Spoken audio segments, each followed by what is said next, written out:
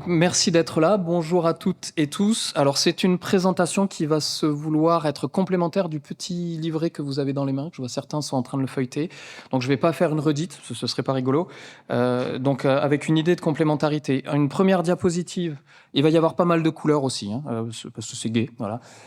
Donc, une première diapositive qui a pour objectif assez simple de vous présenter le lit OSTRL en une diapo. Voilà. D'habitude, on fait en 3. Là, on a fait en 1. Donc, très rapidement, un projet, vous le savez, qui a pour objectif ou ambition de co-construire le futur des productions animales, on l'a déjà dit, en répondant aux attentes des citoyens et des consommateurs et au profit des économies territoriales et régionales du Grand Ouest. Les couleurs, c'est pour vous dire qu'on travaille sur 3 espèces, bovins, porcs, volailles, aux 3 stades de l'élevage, du transport, de l'abattage, sur 3 priorités, bien-être animal, santé et conditions de travail, que j'abrège évidemment, que vous pourrez avoir en détail dans les documents, sur 3 territoires, Bretagne, Pays de la Loire, Normandie. Ça a été déjà indiqué en introduction avec un partenariat large et ouvert. Si on est 62 membres, c'est aussi 11 collèges, les collèges étant en fait des représentants de l'ensemble des filières, depuis la production jusqu'à la commercialisation, en passant par la recherche, les associations de protection animale, les vétérinaires, je ne vais pas les citer les 11. C'est un programme effectivement territoire d'innovation avec des investissements, des projets et une association donc éponyme, mais c'est aussi des projets et des réseaux qu'on intègre, on va dire ça comme ça, hors programme territoire d'innovation, et en gris, qui n'est pas l'élément central, mais qui est fondamental, c'est qu'on travaille selon les modalités dites de Living Lab, qu'on peut renommer aussi « on n'impose pas, on co-construit ». Tout ça pour arriver sur une ambition résumée en réconcilier élevage et société. Donc les partenaires effectivement fondateurs ont été cités, je vais les reciter pour le plaisir, Eureden, INRAE et Terena. Les membres publics sont évidemment les financeurs régionaux et de l'État, mais aussi les communautés de communes qui sont les territoires pilotes dans les 3 régions. Et puis normalement, je vois beaucoup de visages que je connais, donc vous allez probablement retrouver votre logo. Et si votre logo n'est pas encore là, venez me voir à la fin. Donc si on continue, parce que j'ai parlé très rapidement, l'idée de Living Lab. Donc un programme qui a une logique construite autour de cette idée de co-construction, qui entraîne plus de 40 projets aujourd'hui, où on a dédié donc une place importante à la co-construction. Co-construction, ça veut dire travailler avec l'ensemble des parties prenantes concernées par un sujet. Et ça se fait, ou en tout cas, on le fait de façon méthodologique, ou en tout cas, on applique ou on utilise un certain nombre de méthodes qu'on peut nommer design fiction, design thinking, co-construction, living lab, laboratoire vivant. Il y a plein de... Tout ça sont un peu des synonymes, surtout pour dire en fait que c'est un processus consultatif, itératif, et qui nous permet en fait de construire des solutions en ayant une vision élargie d'une problématique et en allant chercher des combinaisons de solutions possibles dans des univers ou dans des ensembles professionnels qui peuvent dépasser notre cadre strict. Et donc le mode de fonctionnement, il est à partir d'un plan de progrès, donc c'est la petite roue, à partir d'un plan de progrès qui est défini, plan de progrès bien-être animal, je ne vais pas le reciter à chaque fois, qui est établi au travers des référentiels. Donc l'idée, c'est d'identifier les freins et les leviers pour progresser le long de ces référentiels, qui nous permet de constituer un portefeuille de projets donc pour lever ces freins et ces verrous. Et donc là, c'est les fameux 40 projets, on retrouve aussi les référentiels dedans. Et évidemment, la logique, c'est de faire en sorte que ces connaissances diffusent au plus grand nombre, c'est-à-dire l'ensemble de la profession, aux 3 stades, sur les 3 espèces, pour aller alimenter ce plan de progrès et donc rentrer dans ce qu'on souhaite évidemment être un cercle vertueux pour ces axes qui sont détaillés précédemment. Je vais vous faire un panorama des opérations du programme. Alors, c'est le moment où il faut se concentrer un tout petit peu parce que c'est pas compliqué, mais c'est dense. Enfin, la diapositive est dense. En fait, ça va être une représentation de la dernière diapositive de votre petit bouquin. Donc, c'est une vue d'ensemble des orientations autour de l'ambition que je remets ici. C'est notre ambition centrale qu'on peut abréger en réconcilier élevage et société. En fait, autour de cette ambition, on a un certain nombre d'axes qu'on explore. Des axes, on peut appeler ça aussi des leviers, mais en tout cas, ce sont des changements majeurs qu'on essaie d'amorcer par nos actions pour faire en sorte d'atteindre cet objectif central ou cette ambition centrale. Un des premiers leviers, on pourrait, si vous voulez, aussi détailler pourquoi, mais en tout cas, des présentations comme celle de Lise, demain, nous montrera l'importance de prendre ou reprendre contact avec les citoyens afin qu'ils aient une meilleure connaissance du monde de l'élevage. C'est un premier axe qui justifie aussi de diagnostics qu'on a pu faire au cours des années précédentes. Il n'est pas arrivé par hasard non plus. Un autre axe qui est aussi le fait de pouvoir s'engager quand on est un professionnel. S'engager dans une démarche de progrès, c'est par définition engageant. Et donc il faut avoir une idée des avantages, des coûts, des inconvénients, etc. Pouvoir peser le pour, le contre et pour pouvoir y aller. Donc c'est un axe évidemment important, d'essayer de comprendre les freins et leviers à ces engagements. Il y a un autre axe aussi qui est évidemment, pour pouvoir s'engager, il faut avoir les moyens, parfois les moyens techniques. Et donc l'idée, c'est de lever au maximum les verrous, qu'ils soient techniques, technologiques ou scientifiques. Et j'avais une bulle de retard, en fait, excusez-moi. Et donc, donc on est vert là maintenant, excusez-moi. Voilà. Et donc évidemment, donc parler bien-être animal, le bien-être animal n'est pas le seul critère à l'échelle de l'élevage, et donc il y a d'autres paramètres ou d'autres critères de la performance à évaluer autour de l'amélioration du bien-être animal. Et donc l'idée, c'est de faire en sorte que le bien-être animal vienne compléter les autres performances, à minima les dégrader le moins possible. Donc c'est un axe aussi fondamental, ou en tout cas important. Et le dernier, qui est de dire, tout ça c'est bien, mais c'est pas mal aussi si on a une idée de comment est-ce que les marchés peuvent être réceptifs, parce qu'on est quand même dans une logique de production, et donc d'essayer de voir comment, si et pourquoi est-ce que les marchés pourraient accorder, je vais dire ça comme ça, des débouchés à des produits marqués bien-être animal avec des niveaux de bien-être animal. Et donc typiquement, si on refait un petit tour, là je vous ai donné en gros les grands axes qui nous permettent de travailler sur cette ambition. Et bien derrière, ça se décline en un certain nombre d'actions qui après génèrent un certain nombre de projets. Donc typiquement, quand on parle de citoyens, notre axe principal, c'est la sensibilisation. Sensibiliser les citoyens par un ensemble de méthodes qu'on pourra présenter. Là, effectivement, je recite Lise qui va nous parler de comment on a mis en place des systèmes de visite d'exploitation pour recréer le lien, visite d'exploitation commerciale. Un autre axe aussi, les trois autres axes aussi qui sont autour de l'engagement, qui consistent à dire que pour pouvoir s'engager, il faut savoir où est-ce qu'on va. Donc le bien-être animal, c'est mieux si on le définit. Les référentiels, ça donne le cap, qui permet aussi d'être complété par un ensemble de connaissances qui sont données soit par de la diffusion des programmes qui sont faits tels que je vous ai présenté tout à l'heure, mais aussi par des formations. Donc j'ai vu Raphaël quelque part, Oniris fait partie des acteurs qui proposent des formations. Et le dernier point aussi, évidemment, s'engager, c'est comprendre pourquoi et comment est-ce qu'on pourrait y aller, donc les fameux freins et leviers à l'engagement. Je vous avais dit, c'est un peu dense, mais ça passe en fait.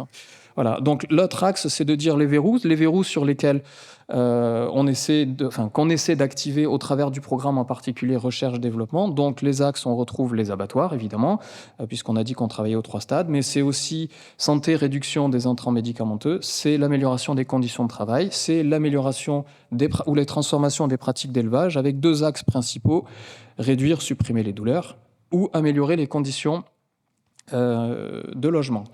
Et le dernier point, qui est lié au marché, avec 2 axes, la grande distribution d'un côté et la restauration hors domicile. Donc on essaie d'explorer comment est-ce que ces 2 principaux débouchés pourraient être réceptifs ou pas à ce type de produit. Vous avez le panorama, je vous avais dit, c'est une diapositive dans laquelle c'est pas facile de rentrer, mais en fait quand on chemine tranquillement, on se rend compte que, en tout cas c'était mon ambition, mon objectif, de vous montrer qu'on a essayé de penser le système dans lequel on travaille pour faire en sorte que nos actions aient une certaine logique, voire articulation, que je vais essayer de vous illustrer avec la deuxième diapositive un petit peu dense, mais qui passe aussi toute seule, sur comment est-ce que, à l'image de ce que je viens de vous présenter de façon axe par axe, on se retrouve avec une façon de combiner ces axes-là pour répondre à un enjeu ou à une problématique donnée. Là, en l'occurrence, c'est l'exemple de l'espèce porcine. Avec comme idée, à partir, on reprend les couleurs de tout à l'heure, je vous avais dit, c'est une présentation colorée. Donc à partir de référentiels techniques porcs, donc portés par l'association et dont l'objectif est de guider le progrès, on interagit avec des enquêtes, on fait interagir des enquêtes qu'on mène régulièrement auprès de la société pour voir si et comment le plan de progrès est bien adapté, ou en tout cas répond bien ou se positionne bien par rapport aux attentes sociétales.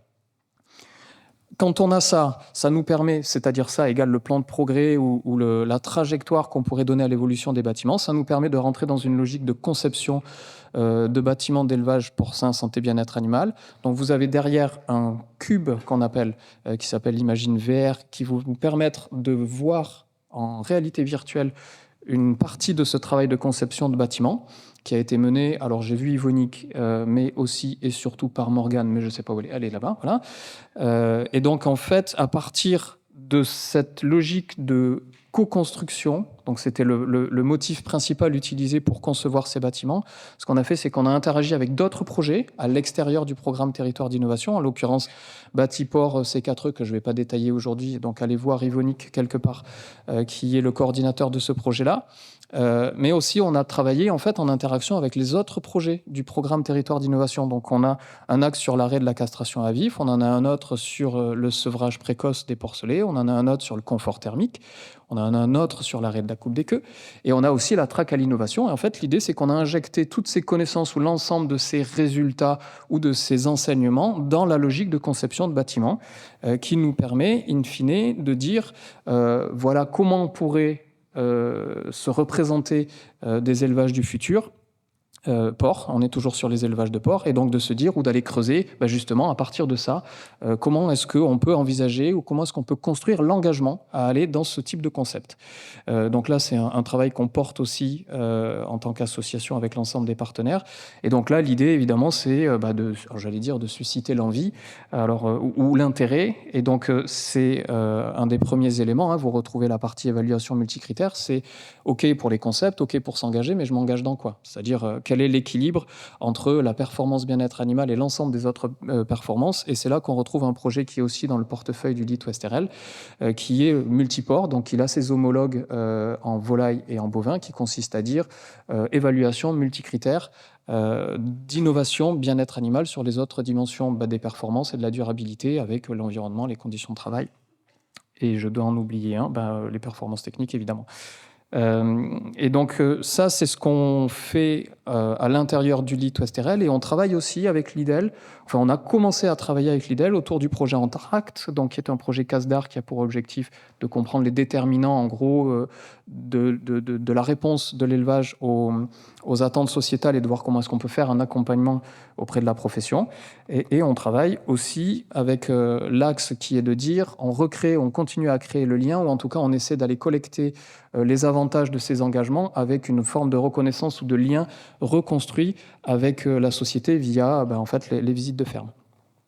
Donc si on continue à dérouler un dernier axe aussi, qui est de se dire très bien pour l'engagement, mais c'est pas mal aussi si on a une idée de comment est-ce que le consommateur se comporte, et donc d'aller faire une étude de comportement de consommation pour voir si il y a matière entre guillemets à s'engager aussi sur cet axe-là, qui est à savoir l'axe économique. Et donc là, c'est Justine qui nous en parlera tout à l'heure dans la matinée sur l'analyse des comportements de consommation de produits carnés en l'occurrence, et plus spécifiquement sur la place que pourraient avoir des critères de bien-être animal dans ces actes de consommation. Et dernier point, je ne devrais pas le faire, mais je le fais quand même, j'avais envie de vous parler du démonstrateur territorial SOLAS. Donc c'est un projet qu'on a déposé en réponse à un appel à manifestation d'intérêt démonstrateurs territoriaux la fin du mois de septembre, et qui rassemble 38 partenaires, et qui a pour objectif de passer, entre guillemets, l'étape d'après, c'est-à-dire d'aller faire ces transformations ou d'accompagner ces transformations-là jusque dans des exploitations commerciales. Et donc, on a dans ce programme-là 14 propositions d'exploitation commerciale. Je vous en parle comme ça, mais le projet n'est pas encore sélectionné. Il est pas encore. Voilà. Évidemment, c'est ce que je souhaite, sinon je n'aurais pas travaillé dessus avec Hervé et puis le reste de l'équipe. Et donc, quand on a dit ça, vous voyez, enfin en tout cas, j'essaie de vous illustrer comment est-ce que l'ensemble de ces axes peuvent se combiner sur une même problématique qui est transformation des élevages porcins. Je vous avais prévenu, c'est un peu costaud comme diapositive. Ça va aller plus vite et ça va être un petit peu plus léger. Là, vous avez dans votre petit booklet là, tout un tas d'informations sur l'ensemble des opérations en cours. Je fais un rapide focus sur la traque à l'innovation. Tout ça pour vous dire surtout que en fait, la traque à l'innovation représente aujourd'hui plus de 220 innovations traquées, qui sont traquées, égales qu'on est allé voir soit dans la littérature, soit directement sur le terrain, et qu'on a rassemblées et organisées, on va dire ça, dans une bibliothèque structurée, et qui est en ligne depuis, je crois qu'on a dû mettre ça en ligne hier, même si ça fait plusieurs mois qu'on travaille dessus, y compris pour se dire que ce soit en ligne pour aujourd'hui, pour vous. Et donc l'idée, c'est qu'on a constitué une modalité standard d'organiser la connaissance qui nous permet d'avoir une bibliothèque qu'on va pouvoir continuer à alimenter dans le temps. Et en fait, l'idée, c'est de se dire qu'à partir d'une intention qui est celle d'améliorer, donc là, c'est des copies d'écran du site web, donc qui est celle d'améliorer le bien-être animal soit dans les élevages bovins, soit de volailles, soit de porcs. Eh ben, c'est de pouvoir cheminer selon une logique qui est relativement simple vers des axes ou des actions qui pourraient être mises en œuvre à l'échelle des exploitations. Et donc vous allez naviguer par espèce dans un premier temps et vous allez définir des objectifs. Donc à chaque fois, le mode de navigation est le même, c'est-à-dire que vous allez avoir des propositions d'objectifs qui seront à sélectionner dans la partie droite de votre écran. Et puis, vous pourrez cheminer sur ces objectifs-là. Donc là, typiquement, si on prend un premier objectif, au hasard, parce que ce n'est pas très important à l'heure qu'il est, qui était de permettre l'expression des comportements naturels chez les bovins, vous allez avoir un certain nombre de stratégies qui seront proposées, comme par exemple agir sur l'animal, agir sur l'alimentation, sur l'environnement, etc.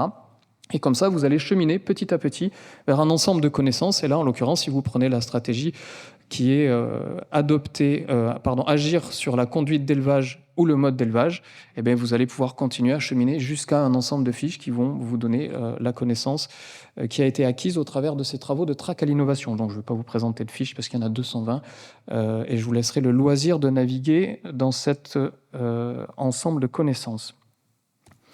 Je continue avec un petit point rapide sur les investissements, parce que c'est important d'en parler. Le programme Territoire d'innovation, c'est beaucoup d'actions que vous avez dans votre petit booklet, mais pas que. C'est aussi une capacité d'investissement sur le programme Territoire d'innovation avec une enveloppe initialement prévue à un petit peu plus de 10 millions d'euros pour accompagner le développement d'entreprises et la croissance d'entreprises, avec une capacité d'investissement sur des enveloppes mise par la CDC inférieure à 500 000 euros qui est portée par Gweneg.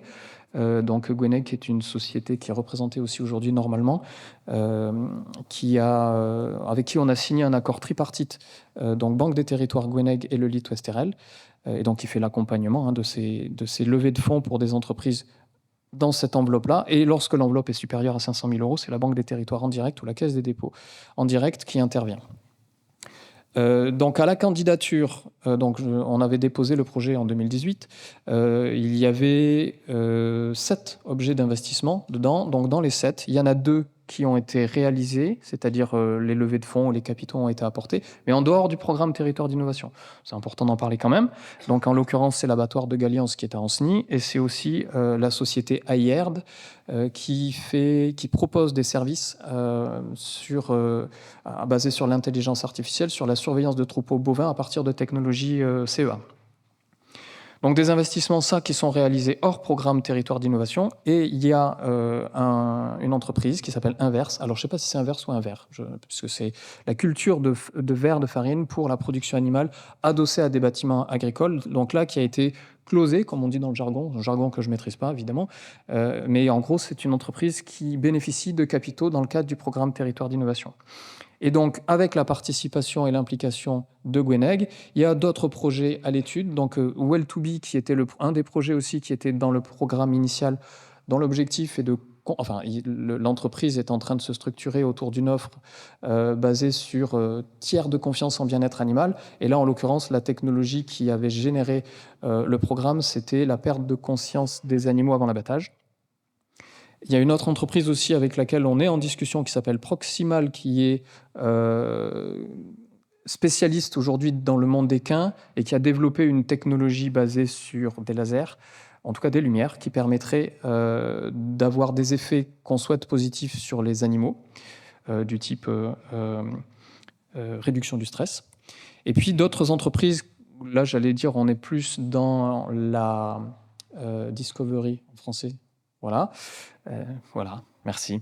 Je ne suis pas du tout bilingue, évidemment, puis je ne suis pas de ce milieu-là, mais ça, je ne trouvais pas. Donc la société Baoba qui propose des services numériques et Algolesco qui se propose de diversifier son activité de production d'algues pour l'alimentation animale et en particulier porc. Voilà un peu pour ce volet aussi investissement qui est un volet important. Dernier point aussi, c'est ce qu'on appelle, ou en tout cas ce que l'État appelle l'effet d'entraînement, donc on a retenu le nom parce qu'on le trouvait sympa. C'est les projets qui sont hors territoire d'innovation, mais qui sont arrivés parce que la dynamique est en place. Et donc là, je vous parle de 3 projets rapidement. Un projet européen dans lequel l'association Lit-Ouest-RL est partenaire qui s'appelle Codex, dont l'objectif est de développer une méthode d'évaluation de conditions d'adoption d'outils et d'environnement de digitalisation en agriculture. Évidemment, on travaille sur l'élevage, évidemment, on travaille sur le porc. On travaille aussi avec l'IFIP sur ce sujet-là, et l'ACTA. Un autre sujet qui est Wait For, j'ai vu Florence, donc elle en parlerait beaucoup mieux que moi. Donc c'est un projet porté par INRAE, dont l'ambition, l'objectif est d'évaluer le bien-être des animaux d'élevage dans un contexte de transition agroécologique avec de la captation de la donnée jusqu'à la découverte souhaitée de motifs signifiants et de seuils d'alerte spécifiques. En gros, ça veut dire on utilise l'intelligence artificielle pour essayer de renseigner des indicateurs de bien-être animal directement sur l'animal. C'est ma façon de redire la chose. Et un dernier projet, et donc l'association est aussi partenaire là au titre de sa capacité ou compétence à travailler dans la logique de co-construction. Et un dernier projet qui est Tétra et Pays de la Loire qui s'appelle Présence et qui est porté par Oniris et dont l'objectif est de construire une vision partagée de l'élevage en territoire Pays de la Loire. Et là, en l'occurrence, on parle des bovins. Des projets partenaires. Alors, des projets partenaires, on a un système d'affiliation. Je ne vais pas détailler là, mais là, on est sur des projets avec lesquels, en fait, concrètement, au cours de l'année, on mène des opérations ensemble. Et donc là, typiquement, Cocorico, porté par Itavis, c'est un projet CASDAR qui doit s'approcher de la fin à l'heure qu'il est, dont l'objectif était d'accompagner l'évolution des systèmes d'élevage, donc volailles, vers des nouveaux standards. Donc on a interagi en particulier sur la traque à l'innovation. Batiport C4E, j'en ai parlé rapidement tout à l'heure. Donc c'est pareil, vous avez Yvonique qui est dans la salle pour bâtiment porcin engraissement et Entracte. Je t'ai vu aussi, voilà. Elsa qui est là. Et donc là, l'idée, c'est d'analyser les impacts de la controverse autour de l'élevage sur les pratiques des acteurs des filières et sur leur manière d'être en relation avec le reste de la société, afin en particulier de voir comment accompagner aussi l'ensemble de la profession. Et c'est ma dernière diapositive. Donc les réseaux dans lesquels on est inséré, donc il y a l'UMT Bicom qui a pour objectif, qui est porté par Itavis, CISAF et l'INRAE, qui a pour objectif de contribuer à améliorer le bien-être des animaux en répondant aux attentes des citoyens tout en préservant les marchés. Donc là, on est plutôt vers l'aval, on va dire ça comme ça. Et puis le projet BroilerNet porté par l'ANSES, j'ai pas vu Aude, mais je sais qu'elle est inscrite, qui est portée par l'ANSES, donc qui a pour objectif de renforcer la résilience, durabilité de la filière européenne de poulet de chair. Et là, on transfère essentiellement nos connaissances de traque. J'ai fini. Surtout, dernier point, c'est le plus important, remercier toute l'équipe. Elles sont plutôt vers le fond, les collègues, qui travaillent beaucoup à ce que le petit livret soit bien garni tout au long de l'année. Et je vous propose de les remercier aussi pour ce premier point et de profiter aussi de vous souhaiter une bonne journée.